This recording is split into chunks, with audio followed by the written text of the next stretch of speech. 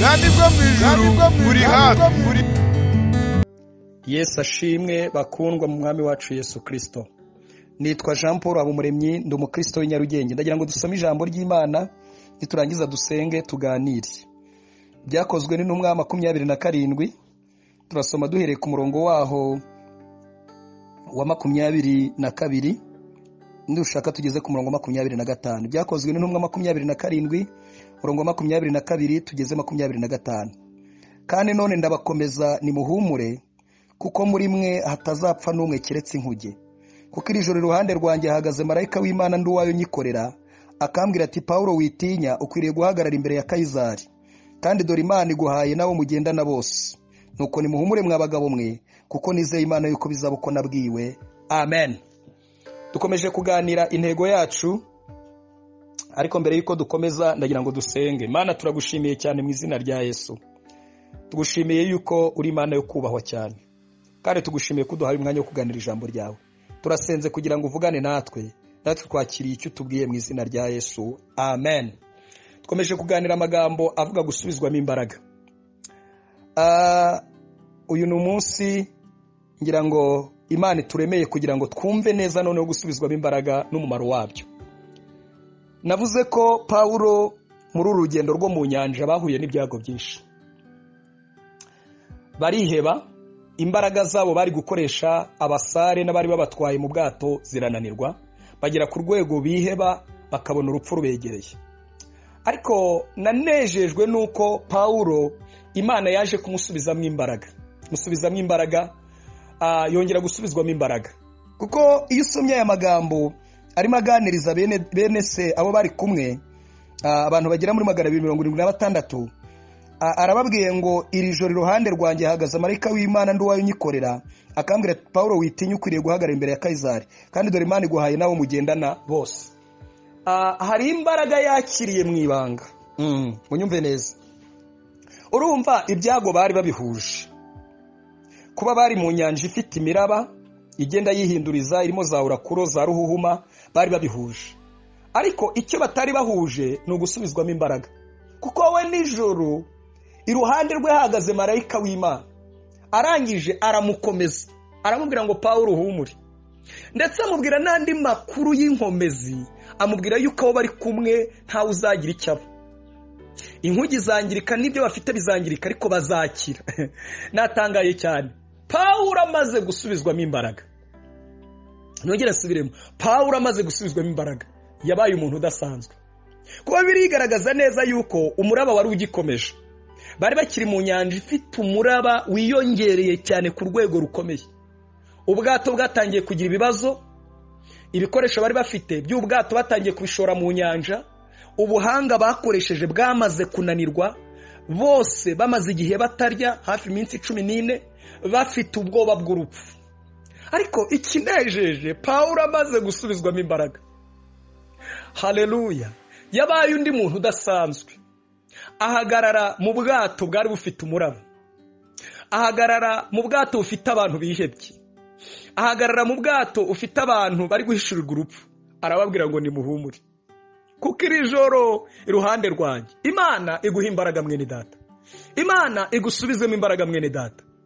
Yesu yabwiye Petero amubwira ngo nagusabiye ngo ukomere, numara gukomera ukomeza abandi.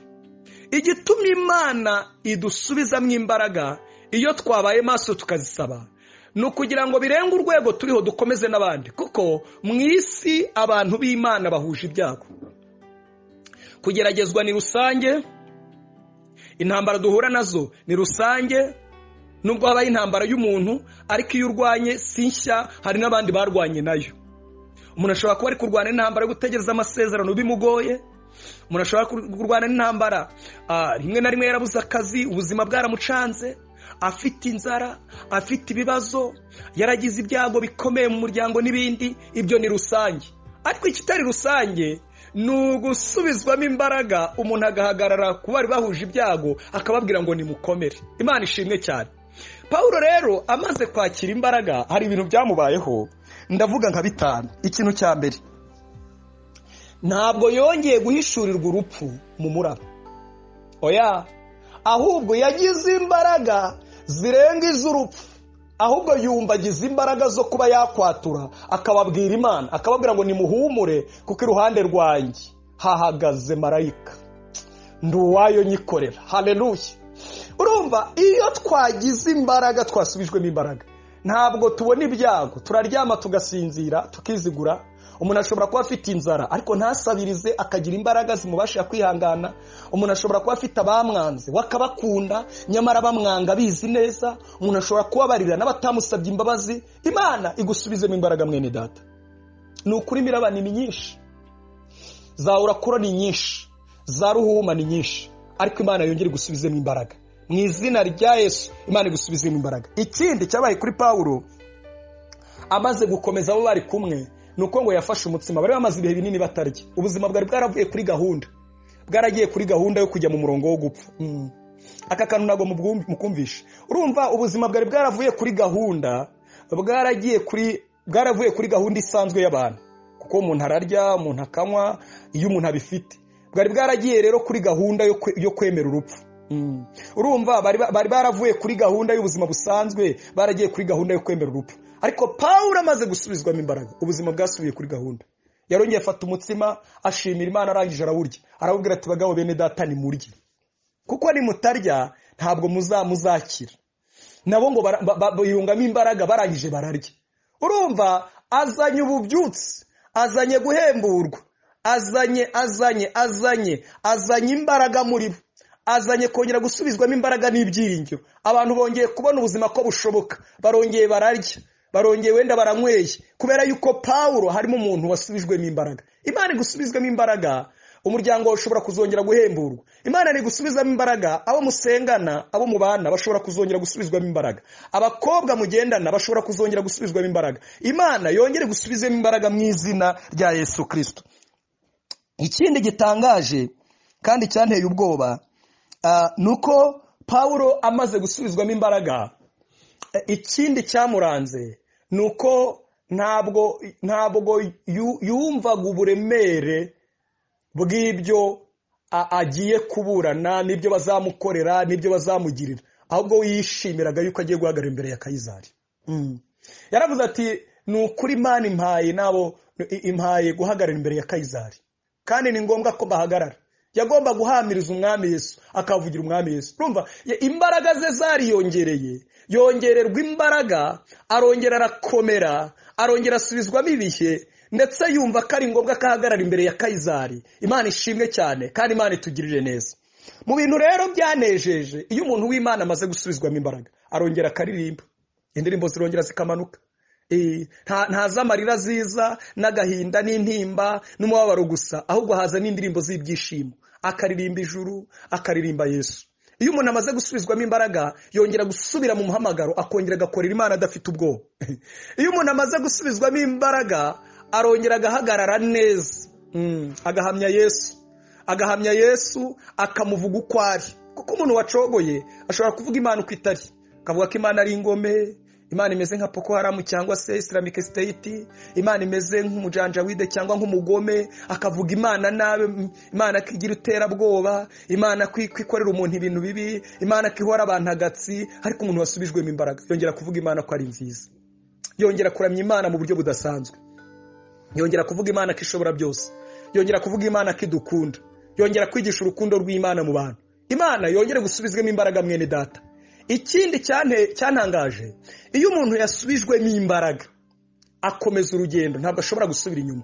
Nubwo baba bamubwira inkuru z'inshamugongo ziri imbere, bakamwira tuvuye mu byari bikomeye, ariko imbere werekeje hari umuraba, hari intare zitontoma, hari abantu bica, hari ibikomeye biteye ubwoba. Ntabwo agira ubwoba bw'ibiri imbere, ahubwo akomeza urugendo ntabwo bafite, kuko yasubijwemo imbaraga. Imana yongere gusubizemo imbaraga, Imana yongere kuzuze, Imana yongere guhembure, kandi Imana itugirire neza.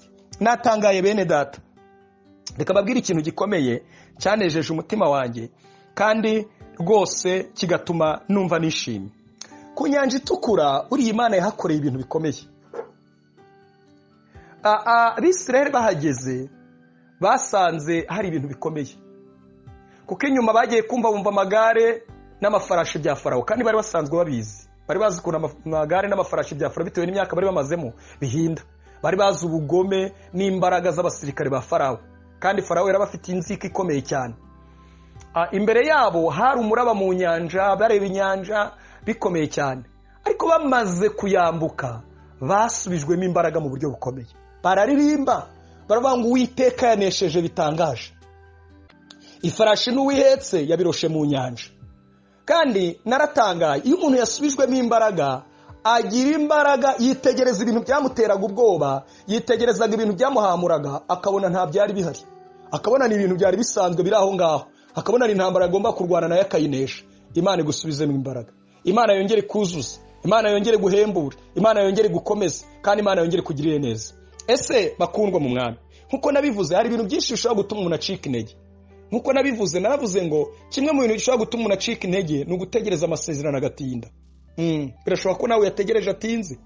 Ikindi cya kabiri ni ukugeragezwa ubona rwose nta cyaha wakoze. Umuntu akageragezwa, agakubitwa, agahura n'ibibazo, agahura n'inzara, agahura n'ibyaga, akabura akazi, ubuzima bukamucanga. Icya gatatu gikomeye ni uko ushobora kudahabwa agaciro. Abantu bakagusuzugura, bakakwambura agaciro, wajya ugenda nyine bakakuvumira ku gahera, ukabona nyine uri umuntu wawo wataye agaciro, kandi nta cyaha wakoze. Ariko ndashaka kukubwira ko nusubizwamo imbaraga, izo mbaraga zose, iryo tsinda ry'izo mbaraga, iyo misozi yose, ibyo bikombe byose, ako kajagari k'imbaraga urguhura nako kaguteye ubwoba, uzakabona ntagahari. Uzabona igihe ari gukomeza urugendo, ukazahagarara imbere y'umwami Imana udafite ikizinga. Paulo we kwari guhagarara imbere ya Kayizari akamuhamiriza ibya Yesu, ariko twebwe nk'itorero ry'Imana ni uguhagarara imbere ya Yesu tudafite ikizinga, tudafite umugayo, tudafite umunkanyari. Imana ibaha umugisha, Imana ibagirire neza. Ndagira ngo dusenge, dusabe Imana dusubizemo imbaraga. Mana, mu izina rya Yesu Kristo, niwe Mana twiringiye kuva kera kose, niwe Mana yatubereye ubuturo, niwe Mana yatubereye umugabo uturwanira. Subizamwo imbaraga abantu bari bacogoye.